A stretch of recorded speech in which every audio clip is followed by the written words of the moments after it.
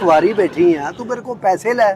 ਤੂੰ ਕਿਹੜੇ ਸਦਕੇ ਖੈਰਾਤ ਦੇ ਪੈਸੇ ਲਈ ਫਿਰਦਾ ਜਿਹੜਾ ਤੂੰ ਮੈਨੂੰ ਹੀ ਦੇਣ ਡਿਆ? ਤੂੰ ਕਿਸੇ ਹੋਰ ਨੂੰ ਦੇ ਜਾ ਕੇ, ਜਿਹਦਾ ਹੱਕ ਬਣਦਾ। ਤੂੰ ਕਿਉਂ ਨਹੀਂ ਲੈ ਰਿਹਾ? ਕੋ ਅੱਲਾ ਮਾਫੀ ਦੇਵੇ। ਕੀ ਆ ਕੋ ਤੇਰੀਆਂ 6 ਫਿਲਮਾਂ ਆਈਆਂ ਸ਼ਾਨ ਨਾਲ, ਜਾਂ ਮੋਮਨ ਰਾਣੇ ਨਾਲ ਤੇਰੀ ਪਾਰਟਨਰਸ਼ਿਪ ਆ, ਜਾਂ ਕੀ ਆ ARY ਚ ਤੇਰਾ ਹਿੱਸਾ?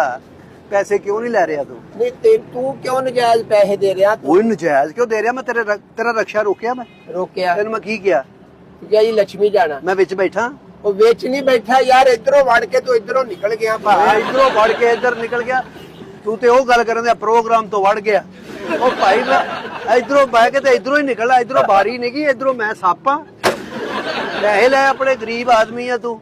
ਉਹ ਯਾਰ ਗਰੀਬ ਕਾਹਦਾ ਵਾ ਭਾ? ਮੈਂ ਗਰੀਬ ਮੈਂ ਤੈਨੂੰ ਲੈ ਕੇ ਜਾਵਾਂ? ਮੇਰਾ ਇੱਕ ਬੂੰਦ ਜਿਹੜੀ ਇੱਕ ਕਤਰਾ ਪੈਟਰੋਲ ਦਾ ਮੇਰਾ ਲੱਗਾ ਨਹੀਂ ਤੇ ਮੈਂ ਤੇਰੇ ਕੋਲ ਪੈਸੇ ਲੈ ਲਾਂ? ਭਾਵੇਂ ਨਹੀਂ ਲੱਗਾ, ਰਕਸ਼ਾ ਚੱਲਿਆ ਤੇ ਹੈ ਨਾ ਤੇਰਾ, ਤੇ ਤੂੰ ਪੈਸੇ ਲੈ।